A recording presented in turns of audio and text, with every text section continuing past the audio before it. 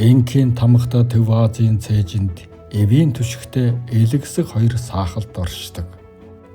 Умард зүгийг харсан гэрэлт цонхоорон хятад орон байгалийн тансаг саахалт орноо бараалан хансдаг бол урд зүгийг чиглэсэн гигэн тоонороо Монгол улс хөгжлийн гэгээтэй хөрш улсаан бараад нь налайдаг. Ийхүү барааган харсан хятад Монгол хоёр хөршийн амгалан хилийн 4710 км урт дээсэн дээр хоёр орны харилцааг нэвтрүүлэн хоёр орны иргэдийг саадгүй холбож байдаг олон гэрэлт цонх гигэн тоонууд бий. Хөрш орны нийгэм эдийн засаг байгаль орчин хүн ард хөгжил цэцгэлэлтдэггүй. Түүх соёл заншил бодлого боловсруулаас төрүүлсэн бүхэл зүйл тодоос тод харагддаг тэрэл цонхны цаадах ертөнц иргэдийн сэтгэлд ерөв бусын өвөрмөц бөгөөд дотнохоо.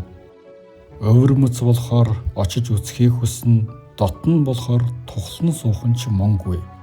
Тэдний нэг нь тол чимэг хэмээгч энэ бүсгүй.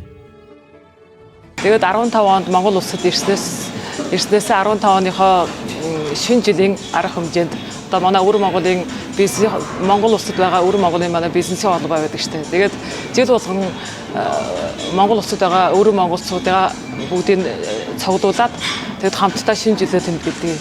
Тийм нэг үйл ажиллагаа болдог. Тэгээд тэн дээр нь бас бид нарыг гадаад оюутнууд тэгээд бидний өвөр Монголоос ирсэн Монгол улсад суралцж байгаа оюутнуудаа урлагчнуудаа дуудаад тэгээд хамтдаа сайхан шинэ жилээ тэмдэглэдэг юм аа. Тэгээд 15 оноос тэгээд анх очиж цуглуулсан тэрнээс хойш одоо бол бараг тасраагүй жилжил. Тэгээд сайхан арга хэмжээндээ оролцоод явна. 15 онд тэгээд манай сургуулийн сурагчдайгаа хамт оролцсон. 16 оноос нь болоод манай бизнесийн холбооны дарга удирдлага болохоор бас айгүй сайхан ихтгэл өгж намайг бас зоригжуулж тэгээд сайхан арга хэмжээгийг сайхан дагаад хийгэрээ гэд намайг зоригжуулж гэж ихтгэл өгсөн юм аа. Тэгээд тэрнээс хойш одоо бас л сайхан хичээж ажиллаж байгаа. Иргэн бүхэн эх орны тамхтай байдаг. Хөгжлийн амин судас болсон худалдаа эдийн засгийн салбарт ганцг нийлүүлэн хөрш орны нутагт амьдрал үйлсэн босгож яваа тол чимэг мэд. Олон бизнес эрхлэгчид хоёр орны найрамдал таралцаа хамтын ажиллагаа ямар үнэтэй байдгийг гүнээс гүн ойлгодог.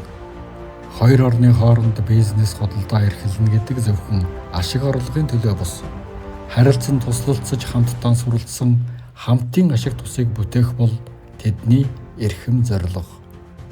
Тэдний явсан алхам бүр хоёр орны харилцаанд хөв нэмрэн оруулж хөгжлийн ирээдүйд эрч нэмж байдаг учиртай. Бид нарын хувьд бол мэдээж хоёр орн тийм ээ эдийн засгийн харилцаа, соёлын солилцоо тийм ээ ард түмний хоорондын явуулчаанд бол бид нар бол бас идэвхтэй түлхэж одоо ийм үйл ажиллагаа хийж байна. 祝贺中蒙建交75周年，也祝愿两国的经贸合作、文化交流、人文往来，发展越来越好。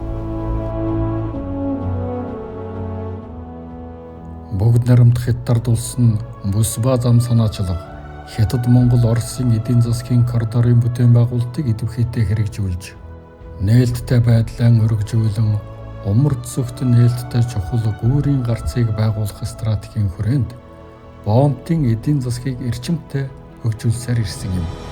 2024 оны 4-р сард бүгд нарамт хятад улсын төрийн зөвлөлөөс Хятад Монголын ирээн замын үүдийн эдийн засгийн хамтын ажиллагааны бүсийг байгуулах төслийг батлан зөвшөөрсөн. Хамтын ажиллагааны бүс нь Хятад Монголын хэлдэх бас нэгэн гэрэлт цонхыг нээж эдийн засаг хүмүүнлэг, аял жуулчлал зэрэг олон салбарын хөгжлийг ахиулан хоёр орны хөгжилд ашиг тусаан хүртээх нь дамжиггүй юм. Сиживэн даргын үгэнд байгаа юм л да. Ер нь тухайн үеийн хэлцээн дээр ч гэсэн ярьж байсан. Ерөөсөө Монголд үйлдвэрлэж бүтээсэн бүх бараа бүтээгдэхүүнийг авъя гэсэн. Тэгээ тэрэндээ бид хүрэх хэрэгтэй. Тэгэхээр бол энэ Монголын тал энэ одоо боломжийг л маш хурдан гярхаа ажиглал хурдан ашиглах юм бол хөгжлийн ирээдүй бол их дардан замаар явах гэдэг л гэж би хараад байгаа юм л. Ямар ч бэрхшээл алах штэ. Яг тэгвэл энэ чинь улс төрийн элдв бэрхшээлүүдэд бид бүгдээ арилгацсан байна. Ижүүрийн стратегийн түншлэлээр түүнийгээ дахиад шинэ шатанд гаргахыгаа хоёр талаасаа уриалцсан байна. Хоёр өдөртөгч санал хэлсэн байна. Тэгэхээр бол харшаад байхгүй. Тэгэхээр бол ирээдүйн бол би одоо хэрвээ монголчууд хичээх юм бол гэгэн сар бол зам байна гэж үздэг. Тэнгэрээ харах гэж тоон тавьж, дэлхийгээ үзэх гэж цонх зохиодог. Хятад Монгол хоёр орны хоорондох гэрэлд олон цонх өөр зүйлийг харуулдагч хоёр орныг холбож, хоёр орны иргэдийн сэтгэлийг ойртуулах нэгэн зорилгоор гэрэлтэх учиртай.